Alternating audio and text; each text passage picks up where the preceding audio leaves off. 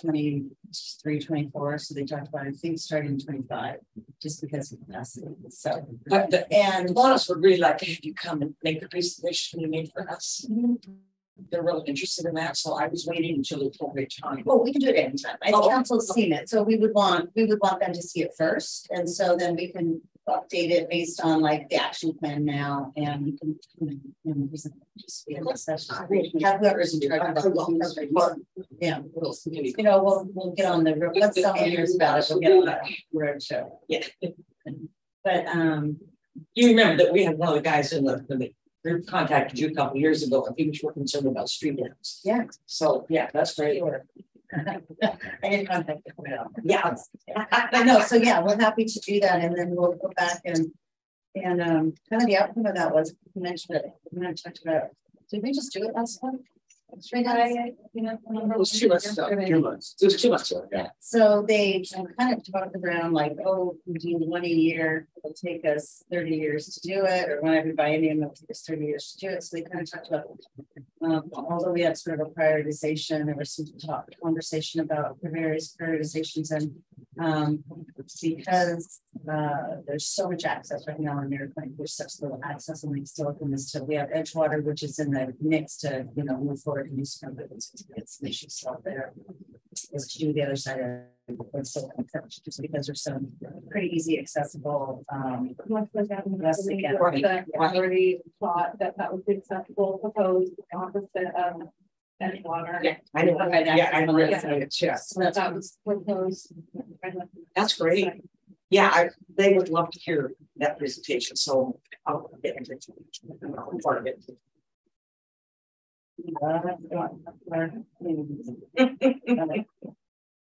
They buy lunch too. Yeah, we'll buy you lunch too. When they came back here. Well, we got our youth council is here, Mary.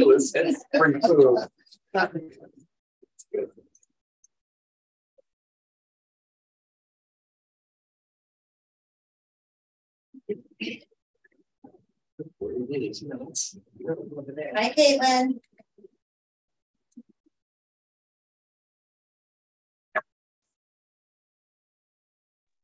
Hi, can you hear me? Yes, we can. Yeah. Can you hear us? Yes.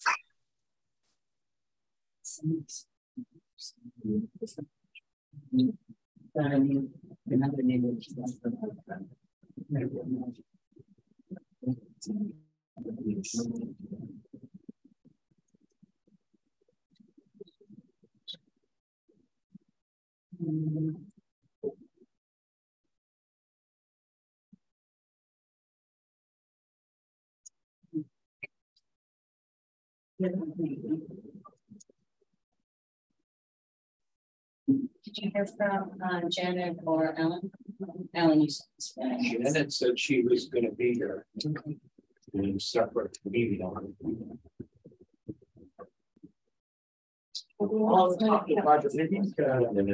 Yeah, I couldn't have said it. So I feel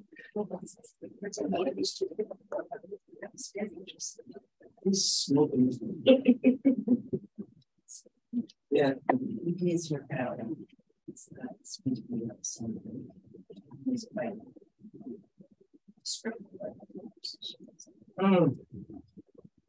Interesting. My phone is 5:30, so I'm going to call the Parks and Rec Advisory Board meeting March 28th to order. Attendance, Jason is excused, Sylvia's here, and this is here. We're waiting for. Okay, and youth here is Caitlin only. Is that right? Okay. Okay.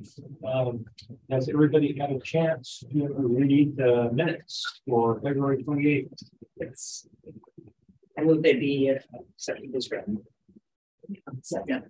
Okay. All in favor? All right. Approved.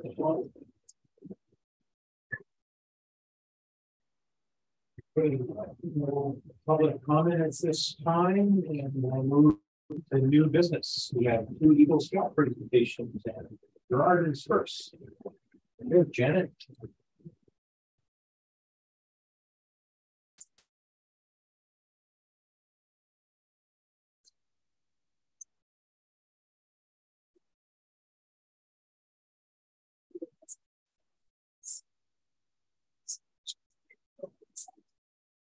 Hi, my name is Gerard Vega, and I'm a Life Scout working on the Eagle project of compost food. So through the emails, I got a whole bunch of information on 2 different subs they want the compost to be. So this is compost bin 1. This one has like spaces in between each bars.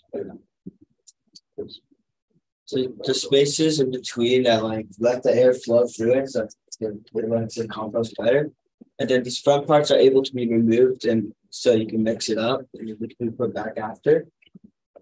And then there's like some roofing to keep the water out. That's compost bin option. Compost bin option 2 is for a tractor that's able to go in there and like mix the compost. And in between, it has air, so like you can breathe too. And then like it also has the roofing on it that keeps the water out, kind of.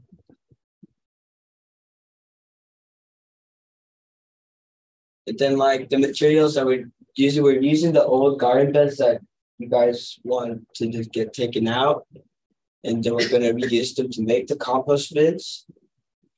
And then we're gonna reduce the waste by not throwing away the wood that's reused. And then we're gonna purchase new posts. We're either going to go to lumberyard and ask for some donations. That's it. Can you explain to us why you have 3 different bins? 3? Oh, so there's only 2. So there's 2 options because like through emails I got like, because like one group wanted a certain kind of compost bin, the other one wanted different design. So I put 2 designs and I was trying to see what you guys wanted to use. No, what I was saying was, is there different material that goes into each of the separate 3 sections that are sections? Is it that you turn the compost? Yes, turn the compost. I know for the community garden, we're doing one for one kind of material, one for another kind of material. We're separating the different, as we're gardening, we're separating what goes into what compost pile. I was just wondering if that's what you were doing. Okay, I think it works for that too, because there's 3 sections, you put them in separate sections and mix them on that. But both of them do that. So the community garden at Springbrook is going to manage how they're going to use these bins. Yes. Yeah. Okay. So that's a good question. So if they wanted to do, I don't know much about composting itself, have something separate, different kinds, then we would maybe want to do some kind of signage, if that's what they. Mr. Black, Yeah, Justin Black. You talked about possibly coming tonight, so you can share some. yeah, so if they wanted to have each compost having different materials, then you could add signage to each section. Right? We have 3 master gardeners in our Kiwanis group that run the one at the city community garden, and they would be really happy to help you understand, because I think there's one where weeds go, and there's one where after plants have completed their life cycle, and one for woody material, and that the 3 go into different ones. But I can give you their name and you can contact them and they'd be happy to help you with that. Okay. My other question is, we're also taking the boxes apart at community garden and replacing them. Are you using that wood too? Yes, I took the old garden beds and I'm going to use that wood to make the compost bin. I knew you were doing it from the Springbrook one, but I didn't know if you were getting it from ours too. No, they're using the old wood from Springbrook. Well, that other wood is available if you just ask for it, because they're redoing all those too. I think they're using trucks. Yes. And they'll like when we give you, or Sylvia gives you that point of contact, and they weed out at their garden and look at how they do it. It's top notch. They are very specific on what they do. And so they could give us some pointers too on how that would work. Yeah. And I think part of it is to be able to get the tractor in there, so it's not just a zillion. Like Yeah. flip it over and return it either in that bin or turn it to the next bin so that it helps that composting process. Did you want to show them where the compost bins might be? We brought a site plan in the land for the.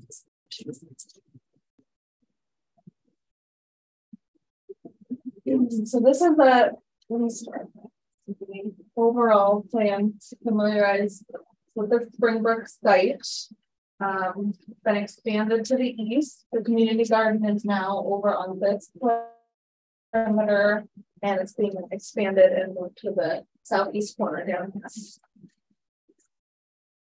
This is just an enlargement of that area with a preliminary plan from the landscape architect staff.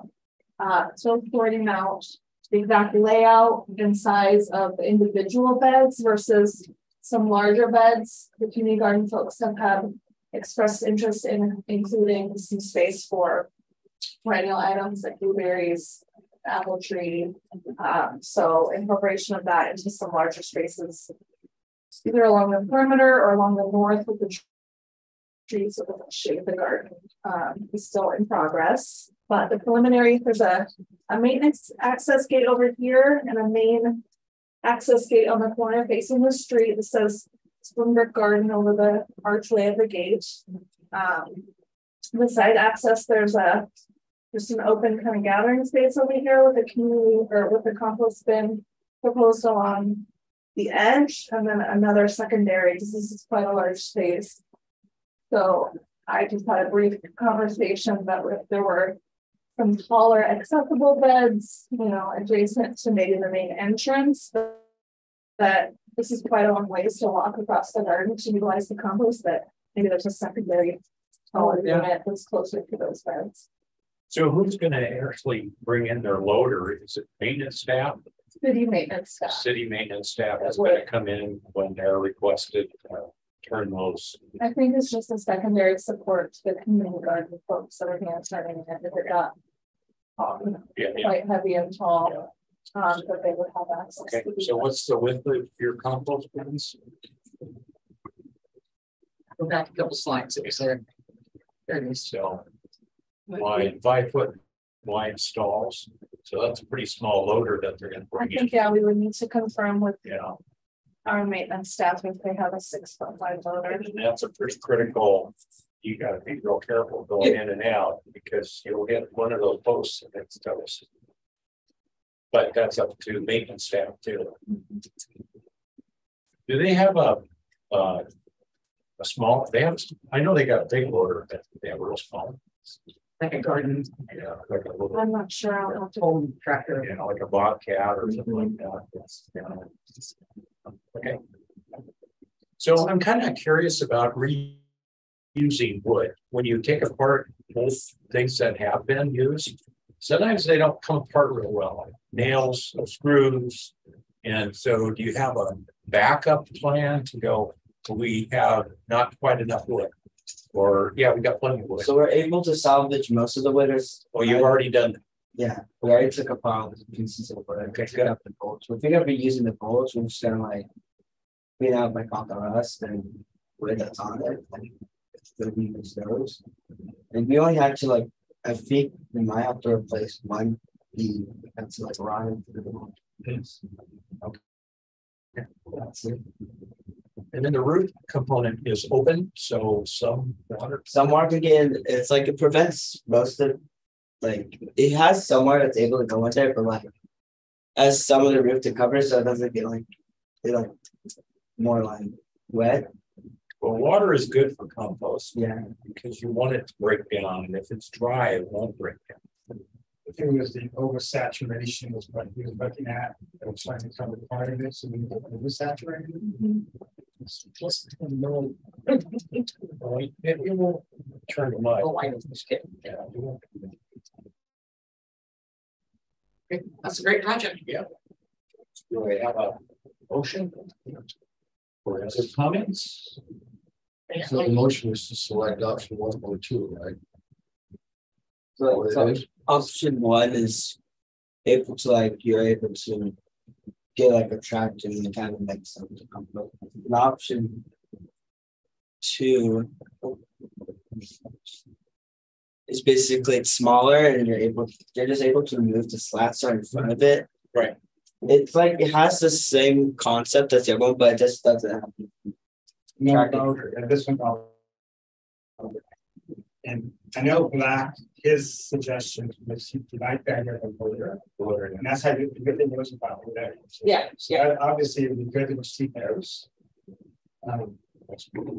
But I'm pretty sure that's the way they're kind of keeping it with the other stage.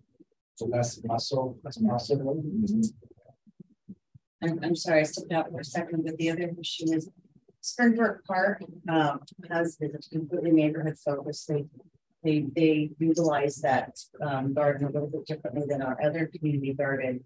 And so we do provide a lot of support to them in irrigation and materials and moving things versus the other garden is really quite something. They're on there all the time. It's tidy. It looks like, it's really quite something. So things that can make our staff easier for our staff to do. But like I said, I know these people would be thrilled to have you come and just spend some time with them.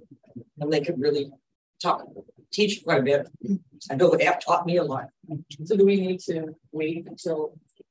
No, I think that what I would suggest is they want to keep moving forward is, does the board support this type of activity mostly when our Eagle Scouts come to chat with us? We want to talk, is it appropriate to the site?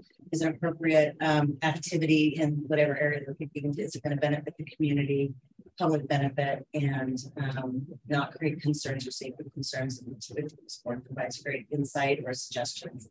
So if the board thinks that the concept of the compost bin reutilizing materials, we could approve it and then they'll approve the details on it to keep it moving. I make a motion that we approve his project. Yeah. Second, with our blessing. Okay. All right, approved. Any other comments? Thank you. Nice job. Welcome. You want to go next?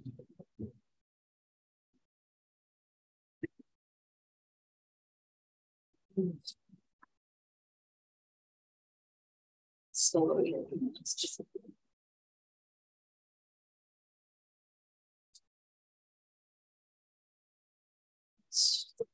Okay, thank you.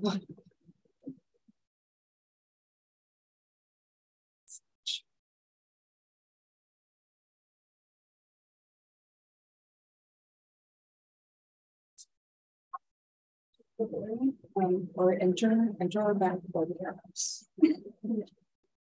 All right, so my project's about the benches. So my name is Gail Vega, and I'm Life Scout also, and my project's about the benches in Springbrook. So the benches in Springbrook is the neighborhood that people can relax. So this was constructed in 2019 by one of my brothers. Construct these benches, and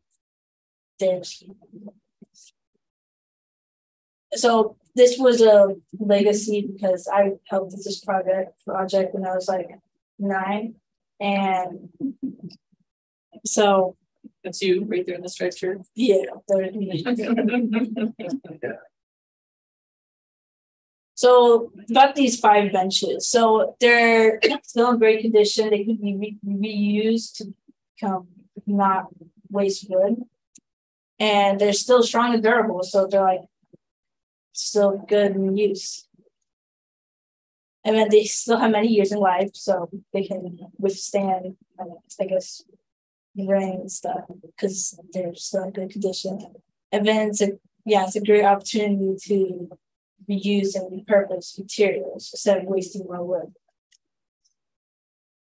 So what I was thinking of doing was, I had probably 2 options, but I was going to replace the legs with longer legs so I could put them in cement, or I could just leave them, because if you want them to be movable or not.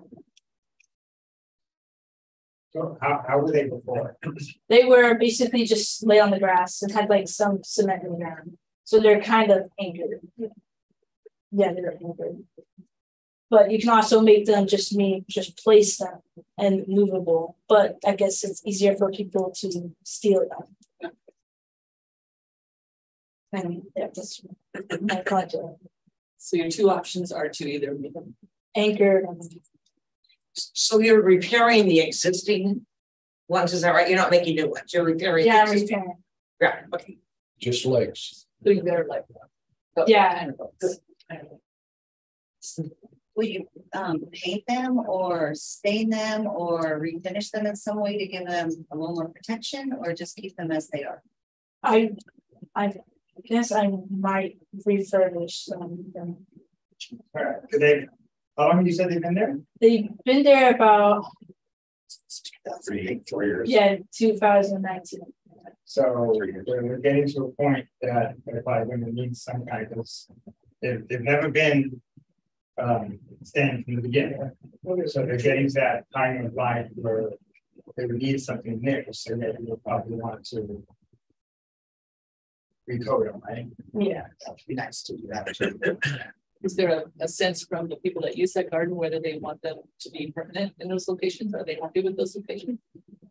I'm okay with putting them because they didn't give me a location they want them. I'm okay with putting in any location they want. Yeah, under a nice tree or something. Yeah. Right. So I believe then the question you know reference to that board that took the board, right?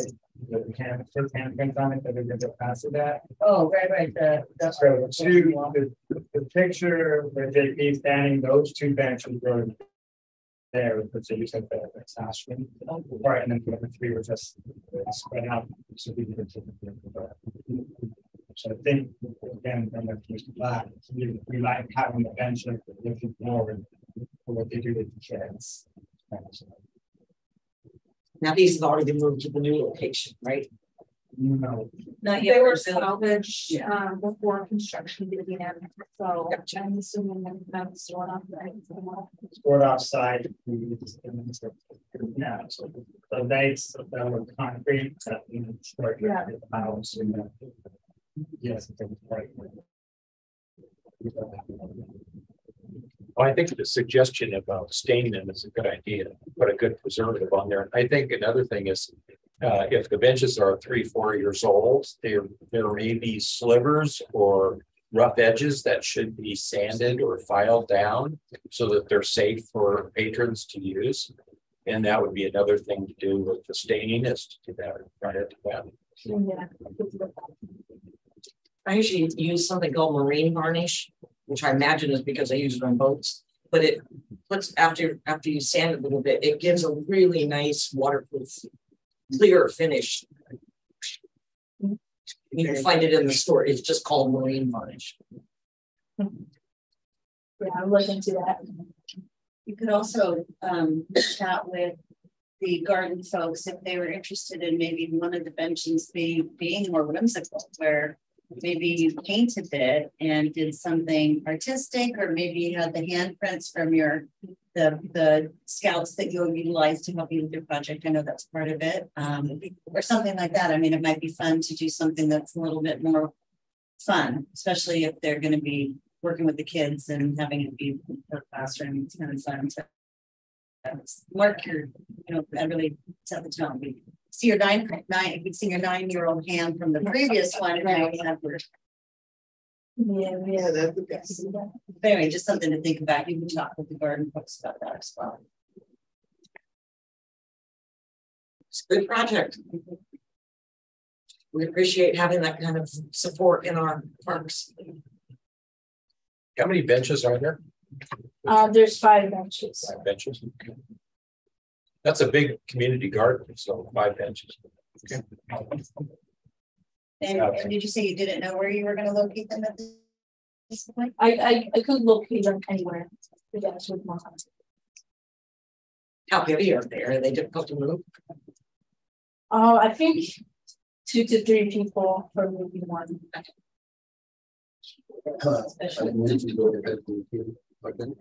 I second. Okay, all in favor? All right, Good job, guys. good job. Thank you. Thank you.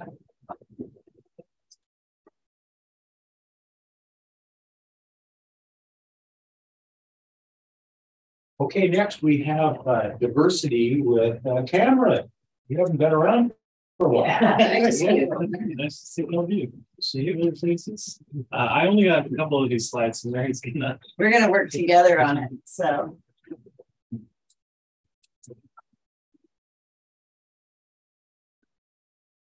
Let's come over here and sit with you.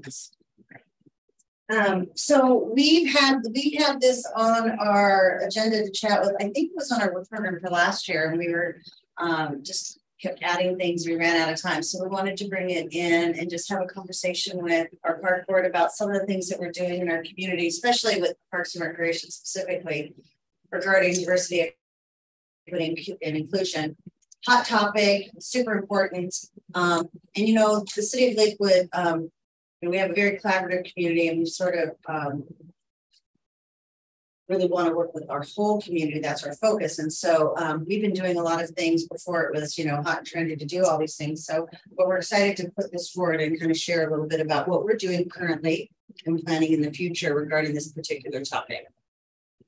So, you know, what is DEI, diversity, equity, and inclusion? And we try to kind of really keep it simple for you is, you know, diversity just means everyone. It's everyone in our community. It doesn't matter where you live, doesn't matter how much money you have or don't. It doesn't matter what country you're from, what color you are, what your religious ideas are. I mean, everybody is everybody. Diversity means everybody's included. It doesn't, you know, that everybody's included, and that you think about that in everything that you do. And then equity means that you're just ensuring that the outcome is equitable for the individual. It doesn't mean that everybody gets exactly the same thing. That's equality, so to speak. But equity means that you may have to do things differently for different folks to make the experience the same. I love this graphic, and Cameron put most of these together for us, but this graphic's so great because it shows you've got different sizes of people. They all want to watch the game. If you just did everything that was the same, then a couple of people are going to miss out. But you know, you can do different things for different people to make the outcome better or the same. So that's about equity. And then inclusion is just you know, making sure that people actually feel a sense of belonging and have the experience at the end that they were part of it. And it's not like, well, I put my flyer in Spanish, so then that's included everybody. But when they come to your event, you know, is there signage for them? Is there someone that they can talk to learn more about that experience? You know, we shared that one year we did our Christmas tree lighting, and it was always a really well attended event. And the high school decided, or the school district decided they were going to do a flyer for us, and they did it in Spanish and sent it all out. We were so excited. We had tons of Hispanic individuals, families coming to our event. We were not prepared for all these folks who'd never been to our event before. So when they left, they might not have felt as welcome. When I'm having to talk to a 6-year-old and explain to their parents, you know, how you visit Santa, how you get the presents, what the music is. So for us, we started with trying to make everybody welcome or equal in coming, but we weren't prepared for them. So at the end, it really was an inclusive event. So we learned a lot from it. So it's really making sure that when people are done, whatever needs to happen, that they have a sense of belonging, or that the experience was good or welcome. So anyways, just being thinking about things in a more comprehensive way. So I just wanted to bring in, you know, the city council. We have our strategic plan, and you can all look at it. We talked about it, but the council has priorities and visions, and they've got some things listed on the side about the history of our community and, you know, taking care of the beauty and the environment. But they do have a goal specifically says that the city of Lakewood is a livable, resilient, and inclusive community that embraces and celebrates diversity and delivers equitable municipal services. So you could say, oh, great, yeah, they have it in their plan. Isn't that nice? But they have goals and strategies to support that. And you can see this is their plan. You can see there's little tabs on here. We look at these things, we utilize these things in the work that we do. So then this is in there again, their plan. Here's some objectives, and they have a whole book full of them, but we just pulled a few out. But you can see some of the objectives are to improve the quality of life for all residents, businesses, and visitors. not just for a few, but for all. Build and support an inclusive and equitable community that embraces, celebrates, and enhances diversity. Provide a range of amenities and events to attract residents, businesses, and obviously something else I can't read because it's on the bottom, but you can see that they've actually backed up that vision with some objectives in order to reach that vision. And then we have our legacy plan. You know, we worked really hard on this. It's a 20-year strategic plan with a 6-year capital improvement program, but we worked really hard on this plan and to come up with, we want Lakewood to be a healthy and vibrant community. Everything in this plan mirrors up to the council's plan. So it goes from their big picture to really parks and recreation. That's really what this is all about. So we have the Lakewood's a healthy and vibrant community where opportunities abound. So everything that we do kind of comes back. Is this a good choice of activities? Is it making Lakewood a healthy and vibrant community? Are the opportunities available for everybody? We have a goal. We have 5 main goals, and one of them is to provide equitable and community-driven services that are accessible to all. Top of mind in all of the things that we do. So one of the things that we do is when we talk about the PACA measurement, that was one of our level of service things. In the old days, we used to say, oh, you have 1 pool for every 10,000 people. You have, you know, we have a quarter of a mile. Yeah, something within a quarter of a mile. So you had sort of these measurements that didn't really tell you about how you're using what's happening in your community. It was kind of just big picture. So we actually did this PACA measurement, and I told over the last probably 4 years, I've sent this measurement element all across the state to people, because as I started explaining, because equity is really important to folks, and they're like, well, how do we do that? How do we put that into existence? So the PACA measurement really talks about the amenity condition. So it's like, first of all, are we serving our citizens throughout the community? We have a goal of having a site within a half a mile of every residence, because we figure you can walk, ride your bike, pull your wagon, push your stroller. If you're from a mobility perspective, hopefully you can get to a park and open space everywhere in the community, which is great. You can see these green spots all around that we're trying to have access to spaces throughout our community. But the PACA score says, okay, well, that's great. Fort Stilicum's here. It's a big park. We're going to just put all the money, and we do put a lot of resources into there. And that's great. Well, we have a park in Springbrook. We have a park up in Woods Lake. What's the condition of it? If this is a crappy old field, which it was, and if this is just a bunch of overgrown areas that, only naughty people are going in and doing things, is that really serving those communities, right? And, oh, these just happen to be some of our more challenged, underserved areas. So the PACA score says that from an amenity perspective, what's the amenity for tables? What's the amenity for sports fields? What's the quality of your sports fields? What's the quality of your picnic shelters? Do you even have a picnic shelter?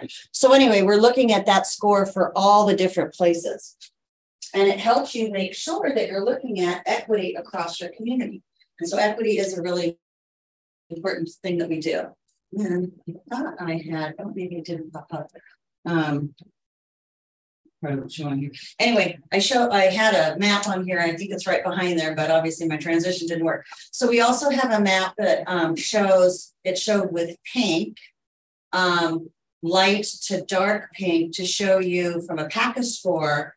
Then we did like almost like a heat, like a heat map thing where it shows you, here's the PACA score for this area, here's the PACA score for this year. So when you're starting to look at budgeting, do I keep putting all my money into this corner of the community, or do I really have some level of service issues over in other areas? It helps us make better decisions on how we spend our resources, with the justification of we should be spreading it throughout the whole community to everybody. So one of the ways that we make improvements, and there's a lot of information there, but when you talk about equity and access, a lot of time from an access perspective, you think of ADA. We want to make sure that our parks are accessible. And the first and the grandfather access is ADA. Can anybody with a mobility issue, sight issue, any kind of handicapped issue, can they get in and throughout our park and have equal experiences?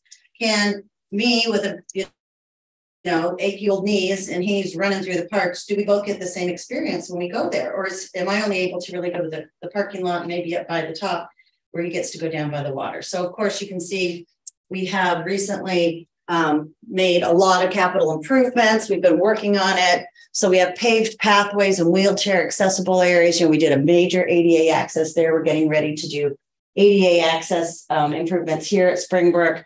We did our ADA accessible playground at Fort Slocum Park. We replaced an old playground with a new one that was better and more accessible. So everybody can go, not necessarily just kids that have needs, but if there's a parent with mobility, they can go play with their kids, which is really important. And then this is at the community garden that Sylvia mentioned. And you can see they took the old beds and like made them higher so that you don't have to bend so far. So someone with maybe an older individual, if you're in a wheelchair, you can still garden with everybody else. So again, you can look, this is just a whole list of things, but we really are thinking, American Lake, Harry Todd, Fort Slocum turf ball fields. That makes it easier to get on and longer play. And that we're doing some of these things around the whole city to make things more accessible for those who want to go and play in Lakewood. So that's kind of the first thing is ADA, physical access and ability. Equity is getting it done throughout your whole community. And we're looking at that all the time. So then cultural awareness, that's also being inclusive and looking at diversity. Are we really recognizing all of the different individuals in our community? Is everything just made for one population, or are we really looking at recognizing the cultural diversity of our community? And we have a very vast, diverse community. In fact, we're one of the few cities in the state of Washington that we have more minorities, 51%, than we have, Caucasian white people. And that's great. And we really embrace that in Lakewood. So we just put a couple of things here that we have recently done. We have this amazing partnership project we're doing with the Nisqually Indian tribe. We're really proud of that. It's draft, but the legislature's put in like $300,000 for our request. So we're really excited. We think we're going to move forward with that. We had this Chief Leschi walk. It was really a very short notice. Here, we're going to do this. And it was really, really well participated. So the city jumped right in, helped them organize this event so that it was successful and really amazing, and was really a great event for our community, so that it was, again, helping the community learn more about a different, population that we have here. And then we have our sister city partnership. Gimhae has been it was a friendship city. Now it's a sister city. The city has several sister cities, but that was really, they were really amazing during COVID. They sent the city all of these things just because they wanted to be a good friend. And then in the 25th anniversary, they did that great art contest collaboration with us, and that was just wonderful. And so they came and we just did this. We had this partnership celebration, and it was really, really wonderful. And I know Michael and his family is really involved with our sister city and our Lakewood Multicultural Coalition, and that's been really amazing. So again, just really recognizing those different groups in our community and being friends and learning more about their culture and their history, and sharing that with the rest of the community. So Cameron's going to talk a little bit about some of the special events that we have. So Cameron, you want to share that? Yeah, so we've really expanded our special events over the last few years to better represent our diverse Lakewood population. Last year we had our first Fiesta de la Familia event that focused on celebrating Hispanic culture. And it was so popular last year, it's already outgrown Motor Avenue. So this year it's going to be moved to Fort Slocum Park later in the year. Summerfest is the largest of our city events. We've added an international stage to include performances from Japan, Hawaii, Caribbean, India, West Africa, Vietnam, China, Indonesia, Philippines, Mongolia, Samoa, Thailand, Guam, and Mexico. And I probably missed a couple because there's so many on here, but and we've also added a passport to sports that includes adaptive recreation activities. And we probably could be here all night talking about Summerfest, so I'm going to move on to the next slide. And so we also host an annual event to honor Dr. Martin Luther King. This event used to be held in person at one of our local schools. Since COVID, we've transitioned to creating a video to release on MLK Day. I'm going to show you two clips from this year's event. And the first one is Joe Ethel Smith, who's one of our founding members of the MLK committee. One of our city treasures. Mm-hmm.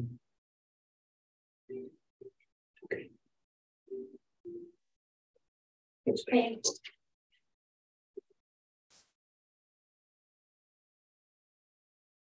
My parents would say, go to the bathroom, the boy would go in. And you had to go pay your light bill, your water bill, and if somebody else was there, you step back.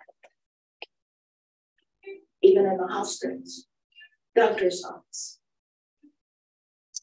We had, when I think of it, see how this is coming up.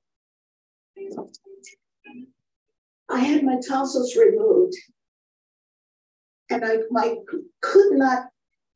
my body could not go into the hospital. We had a house that was on the grounds.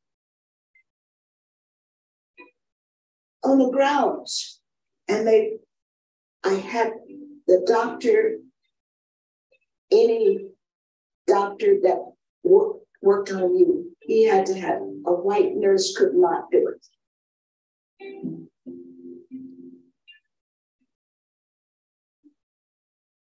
Equal rights? No.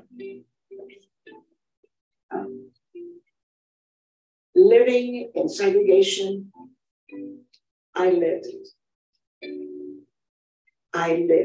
What segregation is about. So, so it kind of shows the history and someone who's been the work of Martin Luther King Jr. and the Civil Rights Movement have inspired me and many in my generation greatly. King's work has inspired and empowered people like me to take action for what they believe in. This past year, in wake of George Floyd's death and an uneasy political climate, I've seen many draw from the civil rights movement and continue on with King's dream of true democracy and racial equality. As I've strived for a life of service and excellence, I've always kept King's dream close to my mind and heart. And we as individuals owe it to King to push forward with his dream.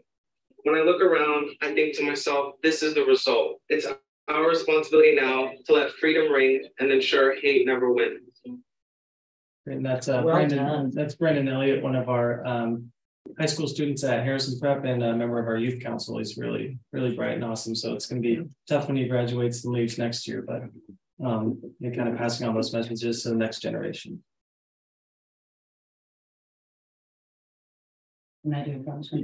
So, our farmers market was an activity we started here at City Hall, and we did a pilot project. It was so successful that, each year that we did it here, we expanded it. The purpose was there are many goals. Some of them were to provide fresh fruits and vegetables to our underserved population. It was to provide give people a reason to come to the town center for economic impact. We wanted to provide just a way for us, get people here to the town center and do fun things. Well, we grew out of this place. It was so popular. And then during COVID, we couldn't fit here. So we moved to Fort Slocum. Now we've moved to a bigger part of Fort Slocum. It's doubled and tripled.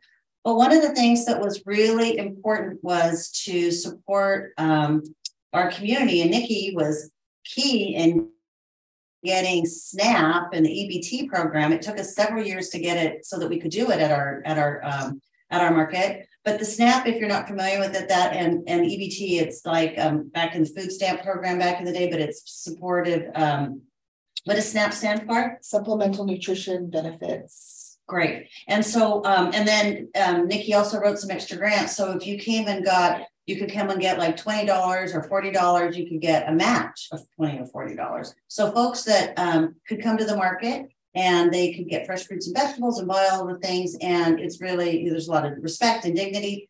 And so we did that. We worked with WIC and our senior program where it supports women, infant children, is for folks that are low income, that they can get the proper nutrition that they need. And then the senior checks are for senior citizens. They can come to the market as well. And then we got donations from folks. And so we have our free Healthy Bucks where we get money sponsorship, and then we give each child $2. They get to go buy whatever fresh fruits and vegetables they want. So it's just really promoting good nutrition and healthy things, giving kids a chance to try. Last year, and not counting the Healthy Bucks, well, counting the Healthy Bucks, it is about, we almost 100,000 $100,000 in just utilizing the SNAP, the grants, the senior WIC program at the market. And that's just for that program. Yes. So you can see that it's really benefited individuals. It's supporting the farmers because they're getting, they're selling their fresh fruits and vegetables. And the individuals in our community are getting to come and just really participate in this amazing event at an amazing space. So we're really proud of the market, and it does really great things. Plus, we have a wide variety of food and products and cultural elements and vendors. It's really a cool way of, again, bringing our whole community together so everybody feels welcome and everybody can participate, not just a few. And then we have our senior activity program. We were fortunate that we were able to be at the Lakewood Community Center for about 15 years. We're not able to be in that space because of some, physical issues with the building. But our senior program, again, is really reached out and they've done a great job of providing a safe place for individuals. We have a really diverse group of folks that come. We do all kinds of activities, social activities, continuing education, providing resources and referrals from art to computer to exercise. And then, of course, some support groups for folks that need, help, like our memory loss.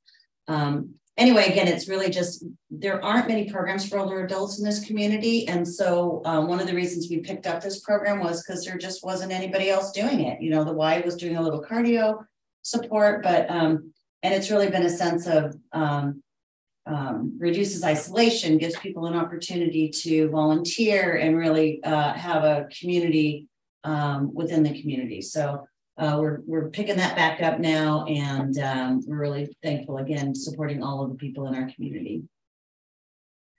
And then public art is a project that we've done. We started with 4, I think, signal box wraps, and then we did 10 more. I think we're at 14. We're going to do 10 more this year.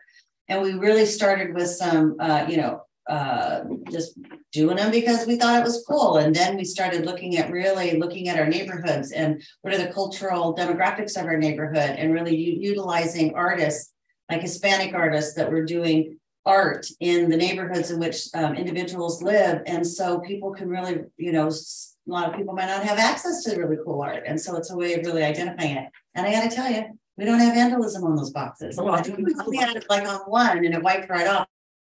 But people are really respectful of that. And so it's a way of beautifying your neighborhood as well as, dealing with that. And we've had amazing artists that we're working with.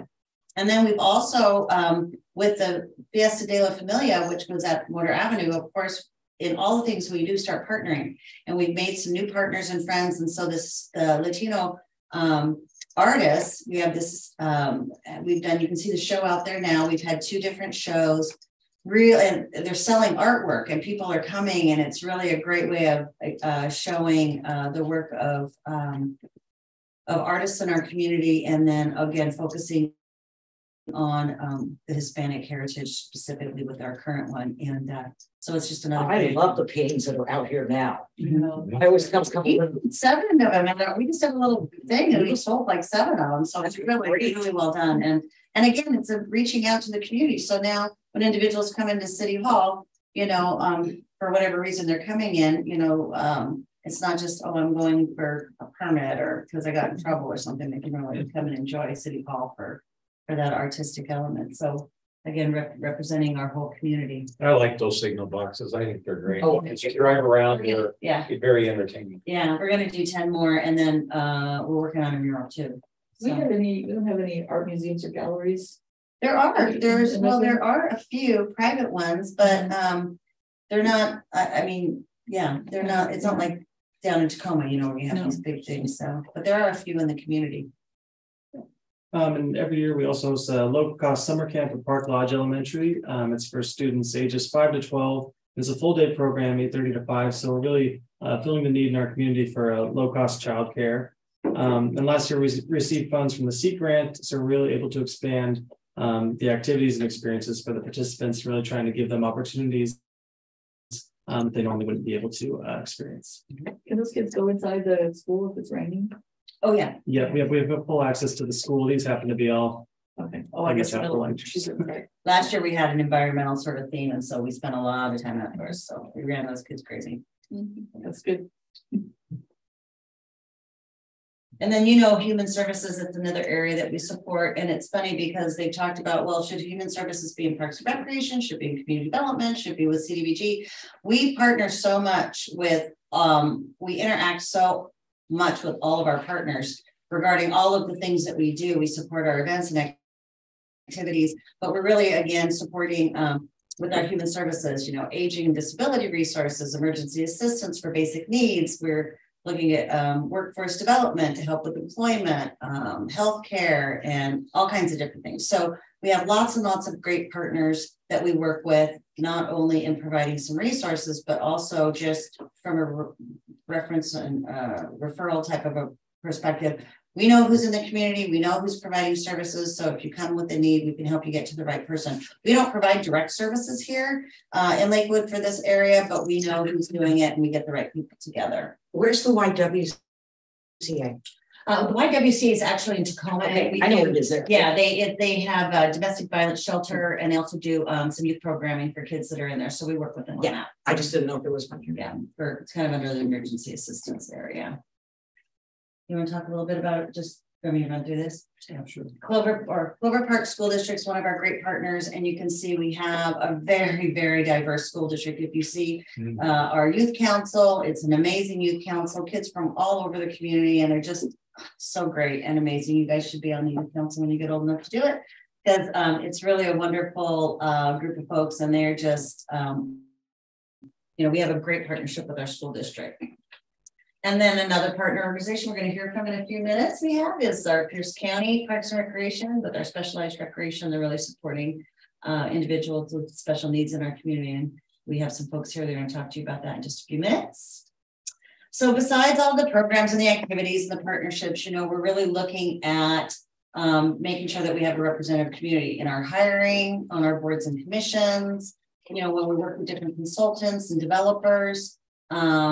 We had a DEI coordinator, and now we've got a new one, and I'm not quite sure where that's all out, but, you know, really, we all work really hard on a million things. And so we've hired an individual to really take a look and make sure that our policies and practices and the things that we're doing are representative of our whole community and changing as we need to change. And then again, the infrastructure improvements that we're doing, not just in our area, but the sidewalks in the community and some of the other things that are happening. So anyway, that's, you know, in a nutshell, we're thinking about DEI all the time. We are looking at partnering with all kinds of different folks so that we can make everybody feel welcome. And then, so again, it's a healthy and vibrant community. And that's what we strive for every day. So, any questions? Yeah, great. All right, that's it. Okay, we're opening it up to Pierce County Specialized Recreation. Jen? Okay, she's asking me to do something. I'll probably blow this whole thing out. Stop sharing. Yeah, at the bottom. Oh, stop share. We'll have you introduce yourself in just 1 second. And then where am I going here? Yeah, the green share screen. Green. Oh, I do that, and it's right. And then she's always on top of it. There's is the Lakewood presentation in the bottom corner. Right here. That one, yeah. Okay. And then I go to slideshow, but this part I do know. Watch. Slideshow from the beginning. I can figure this part out. All right, I'm on top of it. So Jen, thank you. Do you want to introduce yourself and your partner in crime and tell us a little bit about why you're here and what you're doing? Yeah. My name is Jennifer Spanian. I'm a recreation supervisor for Pierce County Parks. This is Carly. She's one of our recreation coordinators. About 2 years ago, Pierce County decided to kind of take the initiative and gather the communities in the area and say, there's a need for specialized recreation. Not every community can fill it because of costs and the special sort of staffing that needs to go with it, especially as equipment. Let's go in together and form a consortium. And so we did. And the city of Lakewood has been one of the first cities to participate and be a part of the consortium.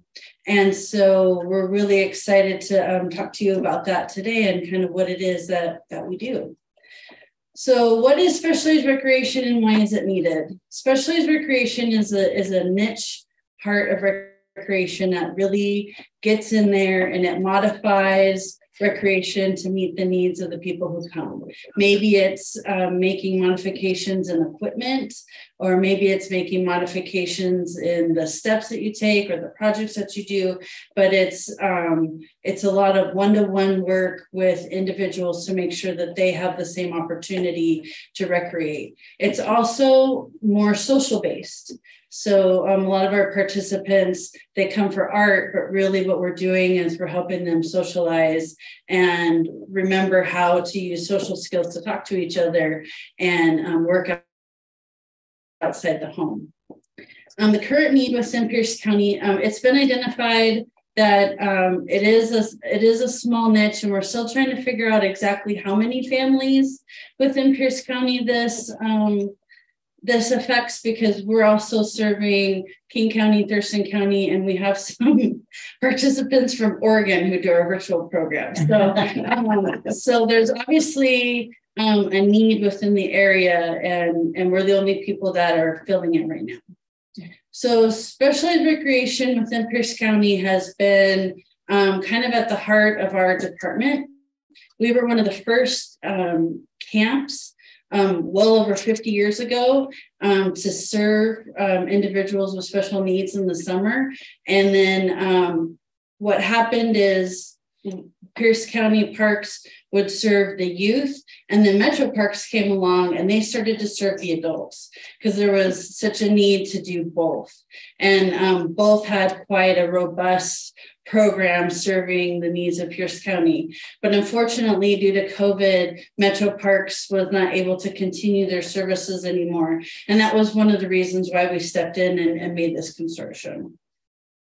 And then we're gonna meet our staff and then talk about current activities offered through our specialized recreation program. So as I said, specialized recreation is for individuals who have special needs of some kind. It could be developmental, intellectual, physical, behavioral. We see it all that come through our door. And right now there's very few agencies supporting participants in this way.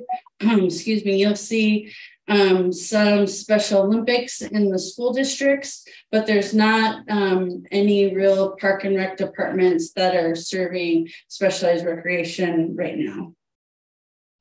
There's approximately 1,000 households within Pierce County that serve this population. And that was one of the reasons also why we made the consortium is, you know, the city of Lakewood might have, let's say, 35 participants who come, but that's a huge undertaking to serve just those 35 participants if there's only 1,000 within Pierce County that we've identified that need this service.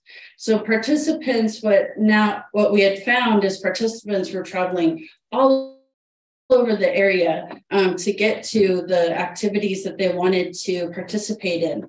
And they would spend hours either on the shuttle or in a car to get to the activities just to be able to participate. So with this participating jurisdiction consortium that we have put together, we're now serving recreation within those communities. So Lakewood, you guys are being served by the Lakewood Community Center, but we're also in Puyallup, Sumner, and Tacoma. And so we have activities in all of those cities so that those participants don't have as far of a travel to get to. Some excitement. So like I said, Pierce County introduced Camp Lots of Fun, becoming the first public agency in the area to offer programming for individuals with special needs.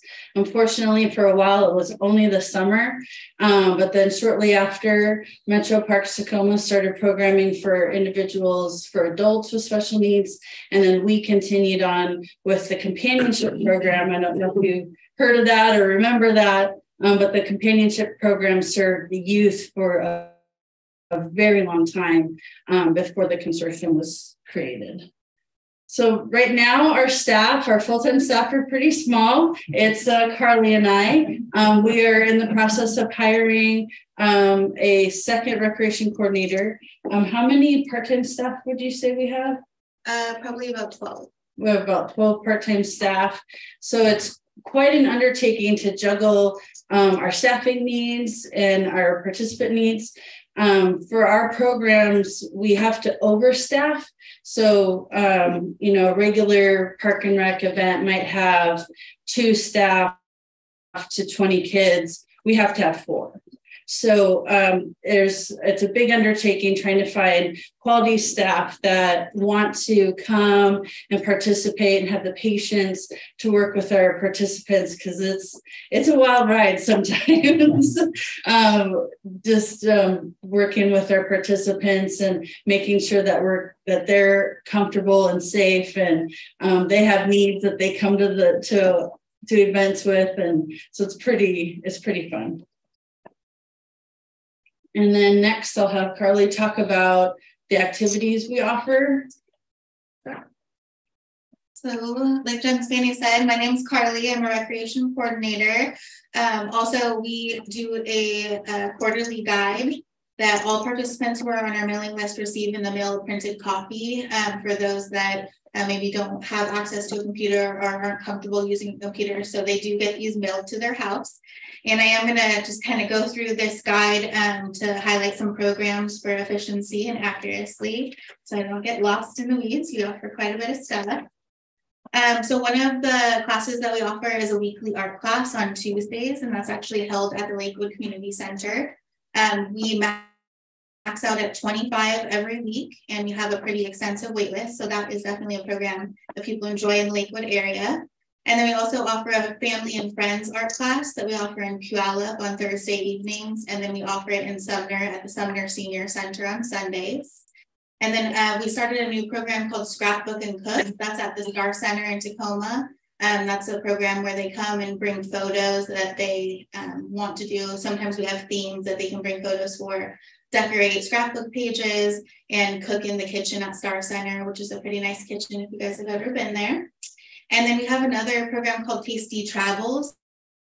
That program originally started as a virtual program, but as COVID restrictions were lifted, we made that in person. And that's where we get a catered meal from a restaurant in the area, and we pick different areas that we choose. So the next one that we have is India. So we'll get Indian food, and then we create PowerPoints and videos and kind of travel that area virtually. We also offer a social group called Grit City Peers. That's at Lakewood Community Center on Monday evenings. So we have a good group of people who come to that one as well.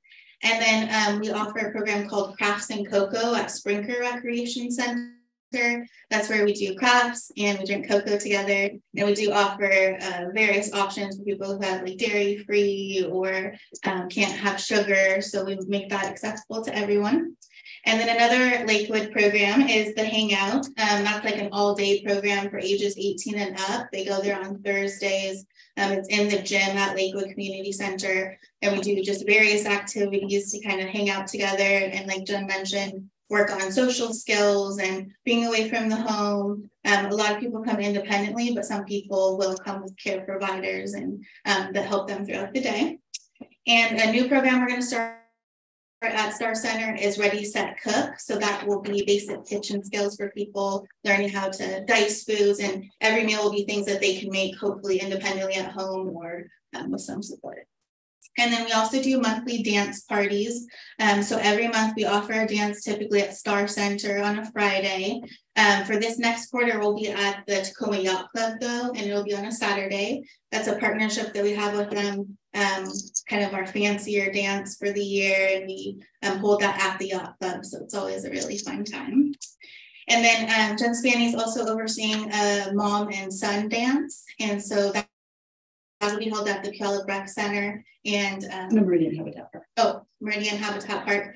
And that's an all-inclusive event. So it's advertised in our main guide in addition to our specialized rec guide, and it invites everyone to come on out. And then we also do monthly bingo parties at the Lakewood Community Center. So each month we have a different theme. People come out. That's another really popular one that usually has a pretty long wait list.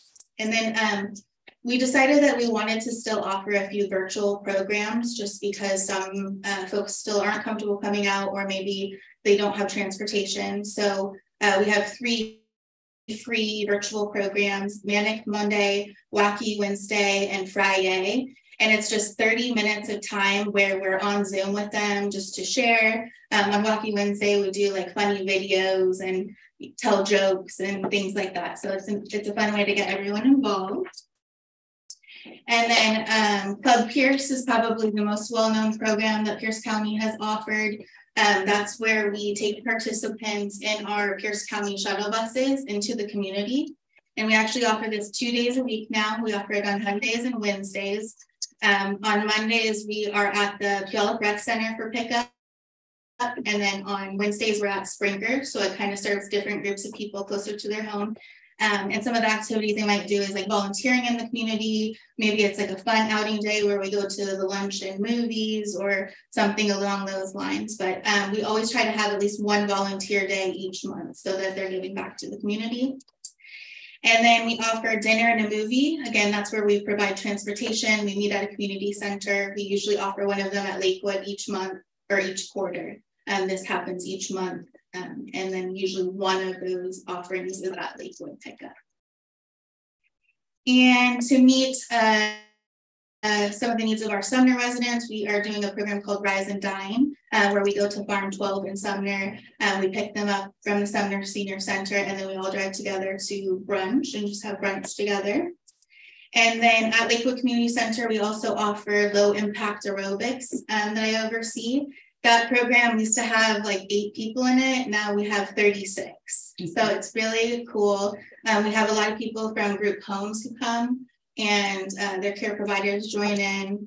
And that program I incorporated a Special Olympics program into. It's called Fit 5, where they focus on healthy nutrition, exercise, and they kind of work more one-on-one with each participant.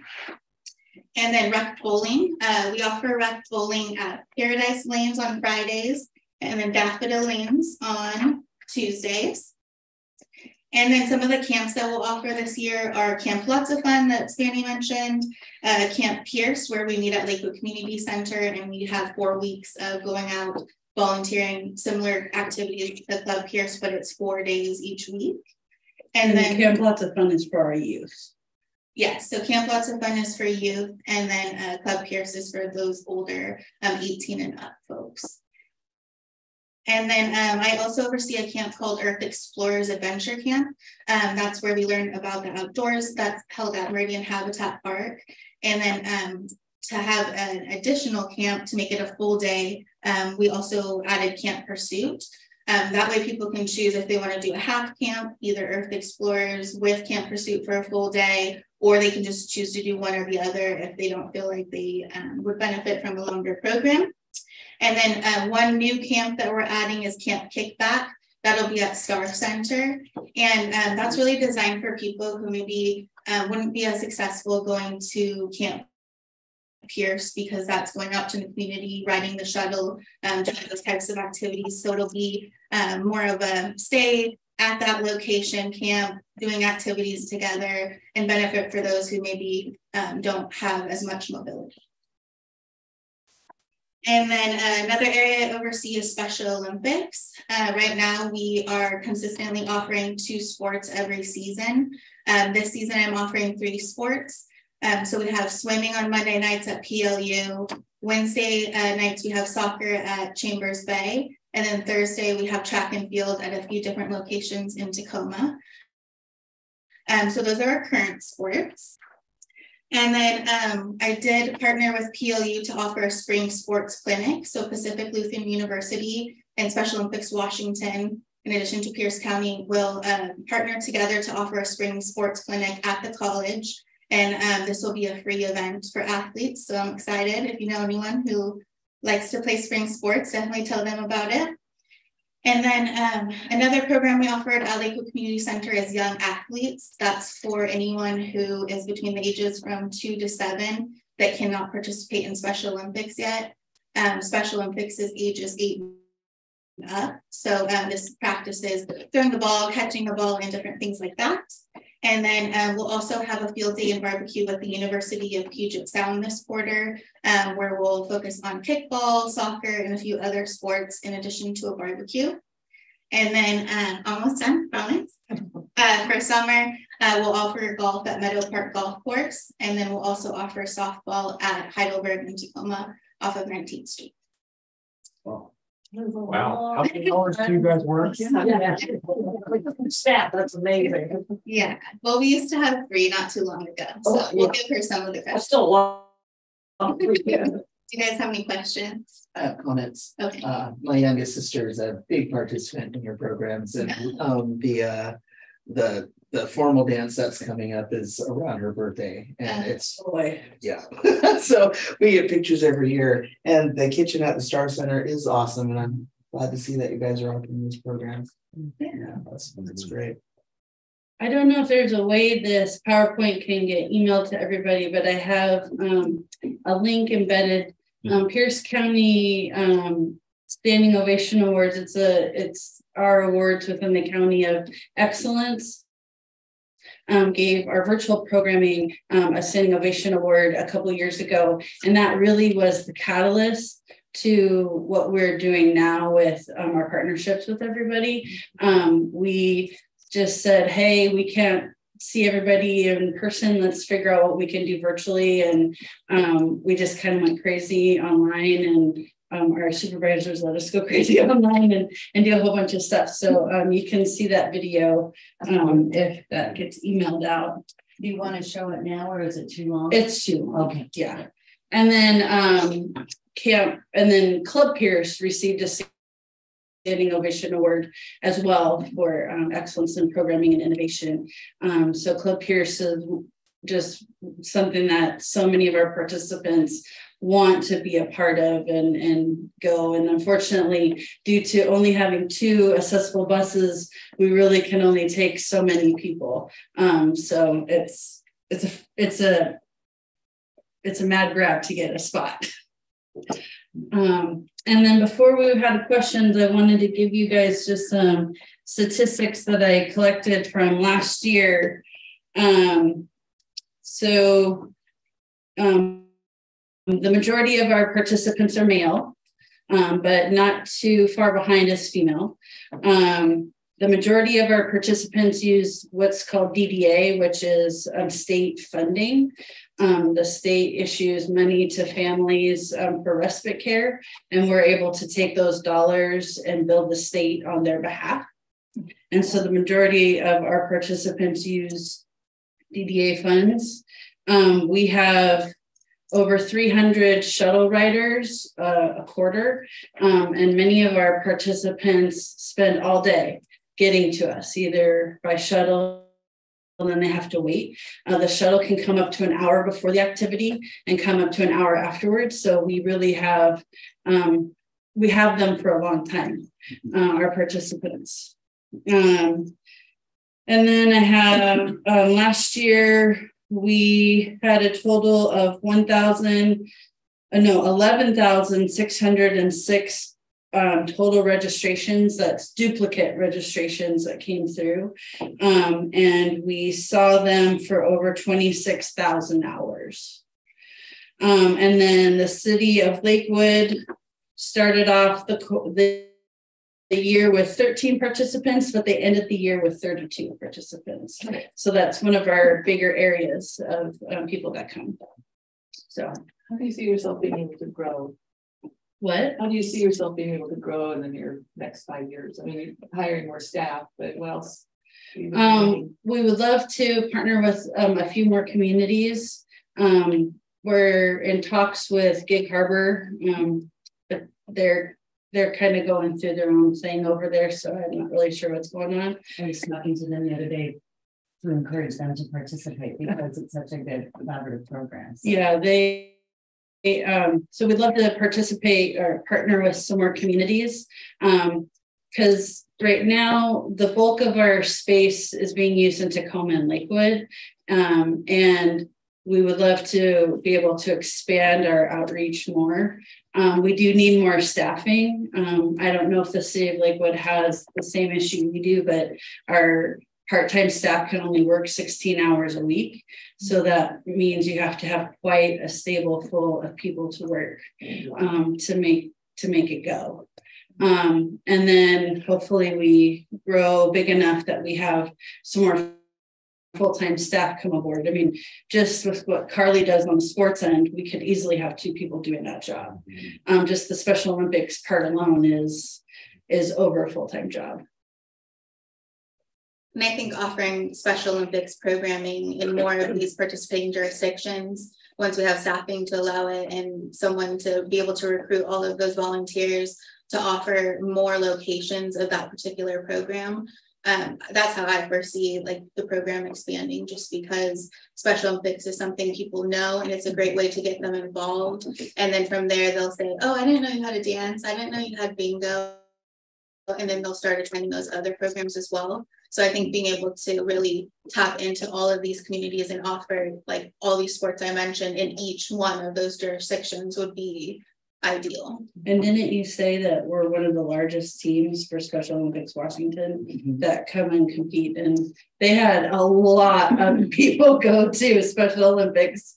Wenatchee just stayed just a month ago. We filled a charter bus full of people. So well, kudos to this program. It's certainly unbelievable. Congratulations. Yeah. So for funding, just to talk a little bit about funding. So when we were approached by Pierce County Parks to be a part of this collaboration, you know, between $10,000 and $20,000 a year, we can partner and serve our local folks, because the way that they set it up was so that, you know, Lakewood folks, city supporting, and they've got other growth. We're supporting Lakewood folks, so we're not necessarily paying for the Sumner people or the Tacoma folks.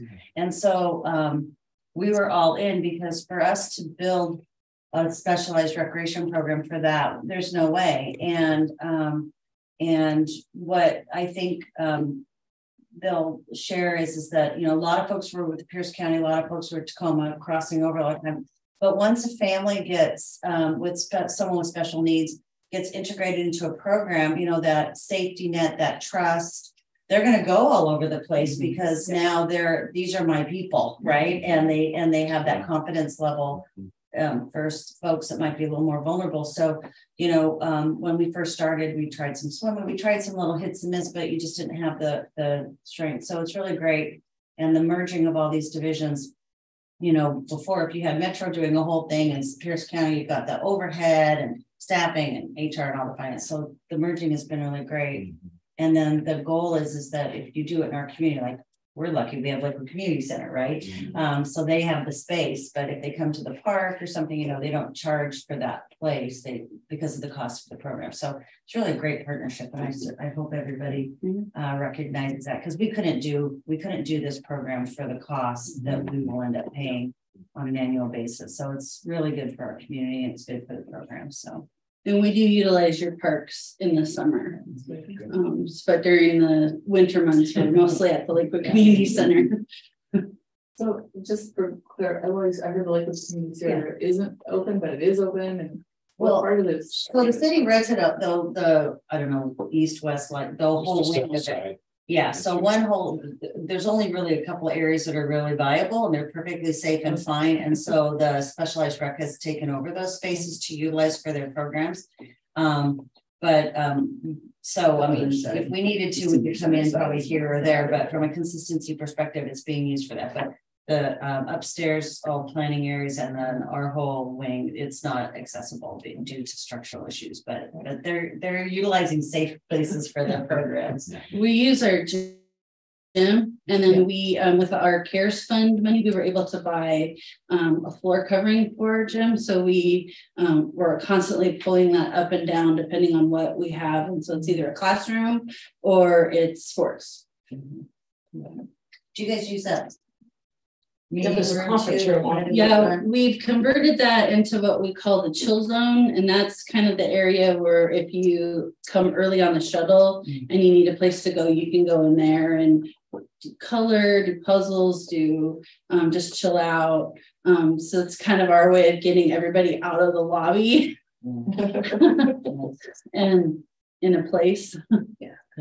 And some of our participants will do like 4 programs in a day. So that space allows them, if their shuttle is going to be a little later because they're waiting to go to bowling or something like that, they can take you know, the shuttle from art class in Lakewood to bowling in Puyallup to, you know, a social in the evening. And a lot of our participants do that for like a full day of activity. Do you help coordinate that, or would the family schedule that? Yeah. Jen's like, No. Sometimes we try to support them just by sending shuttle a heads up, or we'll email them our guide, and that way they have all the accurate information they can reference. But scheduling rides is the family's responsibility. And shuttle has been great. They really do work with us, but that it's up to the family to figure out where everybody needs to go. Thank you very much for that. Yes, thank you. Very good. Thanks a lot for coming. Thank you. Okay, we're moving on to preparing for Park Appreciation Day. I think it's year 22. How many years have we been a city? Oh, No, just how many know years? it hasn't been that I've been here 21 years, so this will be my second year. 27, yeah. Okay.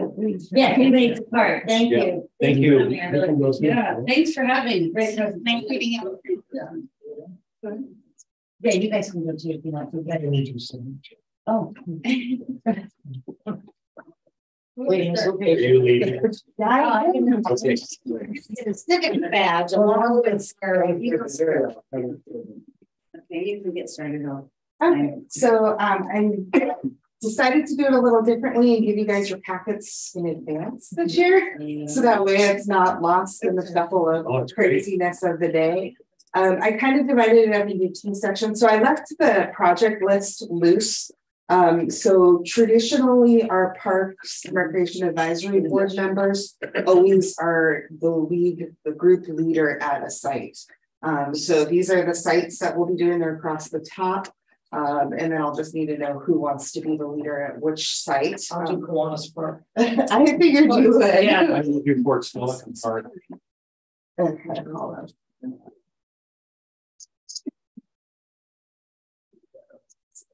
Okay, who else do we got? So I'm a natural for Harry Todd, but I want to be sure that I'm not Mary. I'm not. Well, Vanessa wants to check. I have to make sure I might. Yeah. That day, right? Yes, April 22nd. Yes. I think you're doing an orientation for your community garden or something. Let's see. It wasn't. I'm kind of in too many places at once. So what I have on the left is the equipment checkout list. And then on the back of that is like an end of the day comment form. Okay. Just so those are easy to find. Everything else is just kind of for your information. It has my cell phone, Mary's cell phone, Jay's cell phone. There will be a park staff member assigned to each site. Sometimes they come up with additional projects, so there may be additional things that are not on this list, and I'll talk to you about that day. I think we only have one sign now, and the guys usually hang it at Fort Silicon Park. But your job as the site leader is to thank the volunteers, welcome them, go over safety. And then one of the things that I noticed is some of our projects are smaller projects that don't take as long. So like at Fort Silicon, which is our biggest park, we have lots of projects there.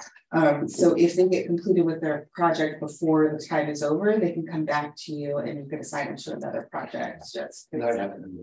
Yeah. But last year it happened a lot of course. Yeah. Just remind them that so when they go out, then they come back. So yeah, and like the cemetery will take a lot of people over there. They usually finish pretty quickly. So there's still lots of time. This year, a big project at Fort Silicon is play chips. So there's 120 yards of play chips. Last year, at Silicon, there was a group that were on their own that went to the cemetery. Well, yeah, that's Grave Concerns. So Grave Concerns is the group that does all the research for the headstones, and they're changing them from numbers to names to give those people dignity. So they do all the research, they order and pay for those headstones. And then we help them out. So yeah, they usually will pull a large group of people. So, but we do have lots of blackberries. That's a big project.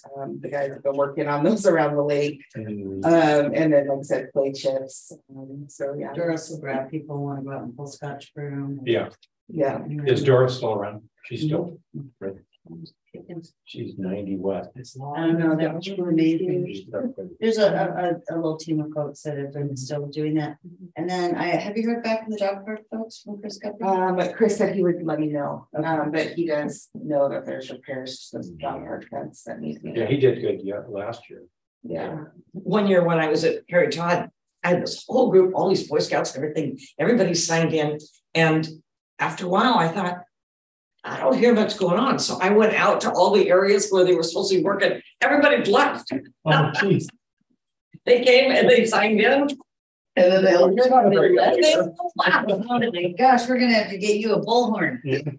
So I did make the volunteer clipboards ready for the sign-in sheet, so I don't know if the group leaders want those or if you want me to have the staff bring them out. It doesn't make a difference, whatever.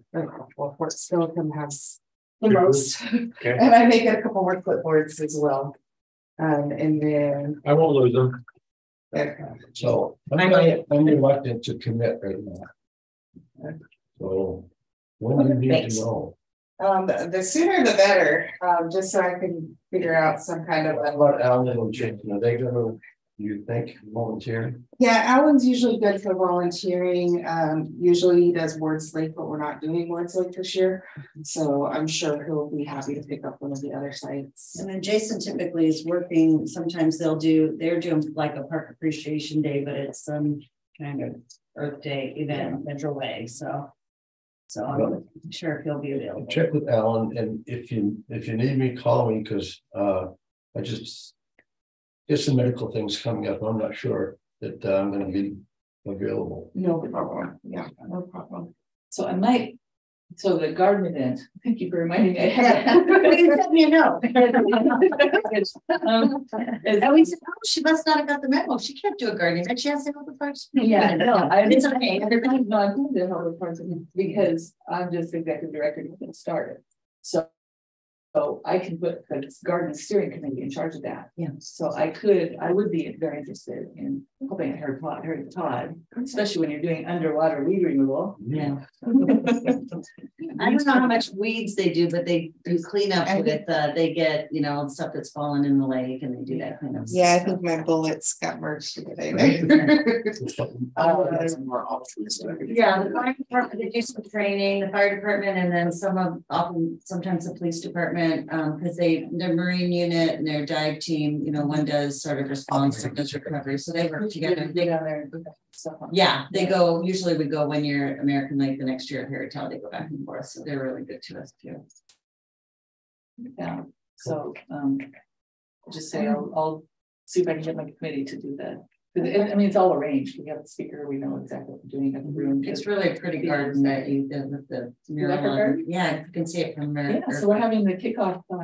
You maybe want to get free nachos. The sunflowers, so cute. Yeah, their church. Thank you. It's kind of the concept is community garden, but it's really a concept more like a garden club.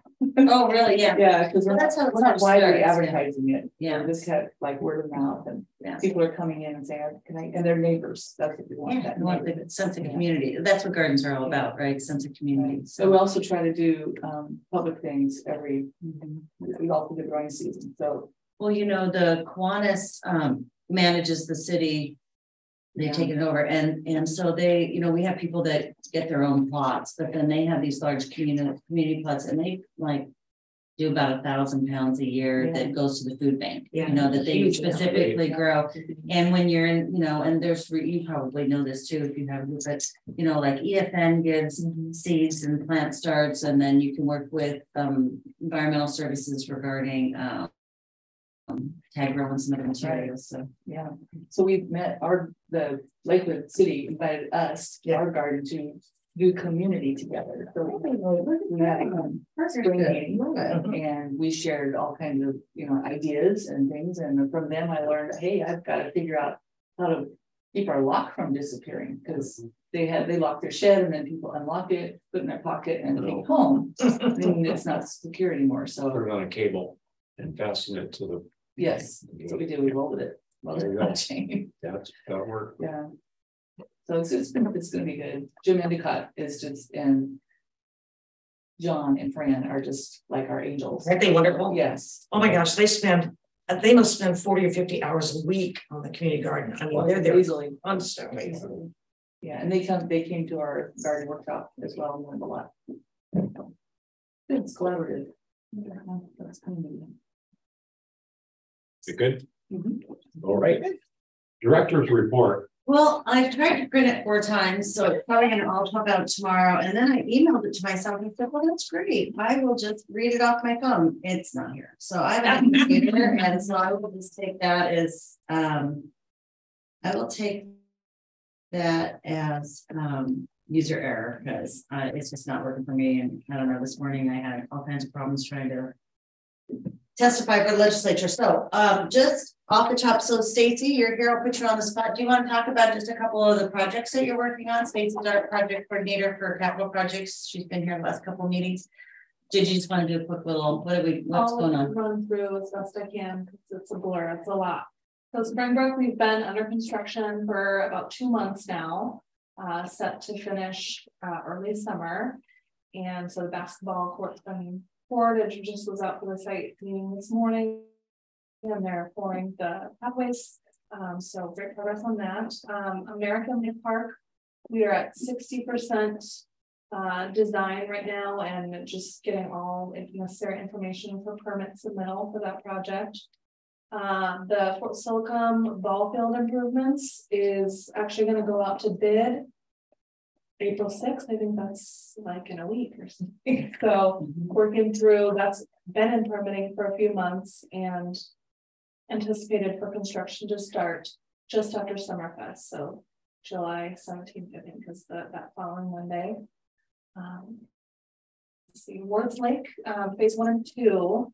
Phase 1, we've got in permitting, and we've decided, since phase 1 drug out quite some time, and phase 2, we anticipate grant awards that we're going to concurrently do construction for phases 1 and 2 in 2024-25. So we'll get through permitting for phase 1, and we're just about to kick off design. They've just got the go ahead to get site surveys and analysis going a couple weeks ago, so I'm sure they're working on that. And then let's see, it's for. And you worked with Stacy made a contact with Evergreen Bike Alliance. Yes, we did reach out. So made a great connection with Evergreen Bike Alliance for what we were calling the BMX track. I think a more inclusive approach is going to be that it's a bike track, so that we can anticipate different user groups in the community, mountain bike users, BMX users, and we're going to coordinate with them to facilitate the design of that, because they have really specific experience as far as organizing the layout and anticipating maintenance concerns. I also made contact with the city of Olympia. Apparently they are, I can't recall the name of the park, but they gave some great resources with the development of a much larger bike trail project down there. But where's it going to be? It's, I can't think of the name of it. Do you recall the name? No, where's Harvey? Oh, Wards Lake, phase 2. So on the kind of the upper backside of the top 88, where all the trees. Yeah, there was caretakers residence back there, but it's kind of off the back corner. There'll be about a 3.5 acre space for bike trails there, and it's got natural terrain topography to accommodate that. That should really activate that area and really link the corner of the dog park, the BMX track, and then at the end of that, a new neighborhood park. So remember where we did our very first Wards Lake planning meeting down there where the old church was? That's kind of the, if you start at this end, that's where it kind of ends and the road comes down. So that's great. He's been around for a while. Have you been over to Swan Creek to see that? You know what? My son, I wanted to take my son. You need to go over there, because we were. We went to the pipeline trail, which I'm assuming will connect up with that eventually. I don't know how far down they went. Well, yeah, it can work its way in there. If you go up on 56, go all the way to the end. Okay. And that's a good way to get in. Yeah, or the north end. You need to go visit that, because that was kind of part of our conversation with the Bike Alliance folks. They're and they great. have great connections. It sounded like I just drove up 6th Avenue and saw there's a bike shop over there that helps, support equipment use and donations as well for neighborhood workshops, which I think would be a great resource for the community to support that development. Is there a parking lot right adjacent so they can drive it back there? There will be a parking lot. So there's currently no park access. There's the dog park it's part of phase 1 that we have under development. We'll have on-street shoulder parking and then 3 accessible off-street parking stalls immediately adjacent to the dog park. And then if you come down to the corner, I think there's 11 stalls for the new neighborhood park with a playground and then access to that trailhead for the bike trails. Really change that site. We're excited about that. It's good. That's a lot. Yeah, the part, I think when we had our last meeting, were we going to council to talk about the park signs, and we were expanding the wayfaring? So they didn't approve the whole package, but so we already have money to do the park sign design. That was our first step. And now we expanded it to include some wayfinding regarding that new entry that we saw last night. So it'll include some enhancements to that entry, as well as park wayfinding, and then the EMS, which are the reader boards in the community. So they're going to work on this. Have they landed on locations for the reader boards? No. Originally, the idea was, let's just look at where the most people drive by, and then we'll put 2 boxes out there and flashlights at them. So that was the original idea. So the folks that we're working with have really looked at, they'll talk about lots of different elements, like what do you want to say? So really, where does it need to be? What are the gaps? They talked about, they came up with things like where are all the reader boards in the city? Is there a way to connect them all? So if there's an emergency and you have one message that's flashing, can it connect to all the reader boards versus us or somebody having to program it? I thought that was brilliant. We will work with, we will pull in our coordinator with the West Pierce Fire, because we collaborate with them as a kind of a coalition of Steilacoom, us, Pierce County, and maybe DuPont, but anyway, there's this coalition of folks. And the woman that is the leader of that conversation, I was talking to her supervisor, and she says, yeah, right now she's working on this big plan. So she's working on the diversity plan of it to have the short messages in the proper languages. So I was like, oh, great. That's so great that we want to maybe program that in there. So if there's an emergency of some sort, anyway, so it's really going to be comprehensive, and folks that work in this area that know what it should be can ask the right questions now, gather the right information, and then we'll implement the right plan. So or when you think like 2 years. Oh my God, it should be. It feels like 10 years from now. No, the plan, the process is going to be about 12 months. Yeah. And that includes fitting and because we have all the money, for the reader boards, we have all the money for the signs. So we're ready for that. Good. The wayfinding, we'll see how we can figure that out. So, but we'll work through that. So yeah, so it's just like, let's get it done, because we've been talking about the dang signs for a long time. So, it's going to be a much more comprehensive system, and, and the idea of having a family of signs, now we're really looking at a family versus, just starting with that. It's really smart. Sister-in-law, I don't know where we're at with that. So and then don't forget, you received an invitation. We're going to do the ribbon cutting this Saturday from 10 to 11. If you want to come, the ribbon cutting at the Public Art, it's on the Ennemotor app, the Gateway Arcs, and that'll be at 10 o'clock on Saturday. And there'll be coffee and donuts from House of Donuts. So at 10. At 10. There's a saxophone player. It'll be nice. Hope we can. Is it Maurice? Huh? Is it Maurice? Yes. Oh, yes. So cool. Yeah. And it's rain. It's only 80% chance of rain. So we're here galoshes. Thunderstorm last night. I don't know. I hope. Monday's supposed to be next rain and snow. Oh my Lord. It's like Friday. Then it means I don't have to mow my lawn yet. I'm trying to just take one day at a time here. Reminding my husband that we're the only people on the block that haven't mowed their lawn yet. I'm not getting through. He's doesn't seem to be in any hurry. Just leave it. Yeah, it's just gonna be a wet zone. It's only 90% right now. 61% for a year. 61%. Yeah, it'll be what? 12 like that. Yeah. Anyway, that's all I have right now. Sorry. And when is this display leaving? Is it this week? Is it all gone this week? So I think it just got put up, didn't it? It'll be rotating out soon. I'm not sure the exact date, but I know there's another artist reception scheduled. Is it April? Yeah, I really like it. I gotta go. I like that one. I like Yeah. the artists in the month of May. What do you like? I like it. Why do you like it? I like the colors. I like the motion. Mhm. Yeah. Yeah. People have been really responsive to this particular, and are you guys, do you guys get invited to the artist reception? Maybe we should make sure they're on the list. I think so. Yeah, you guys do. I would have known about it. Yeah. Any word comments? Well, we are. Comments. Board comments. That was board comments too. Board comments. What time do I need to be here for Parks Appreciation Day, the proclamation, and is that Oh, Monday? you could do that on Monday. It's at 7 o'clock. It's right at the beginning. At 7? Yeah. Okay. All right. Do I have a motion? So. Second. Out of here. Meeting adjourned. It's if I'm available for lunch day. Yeah.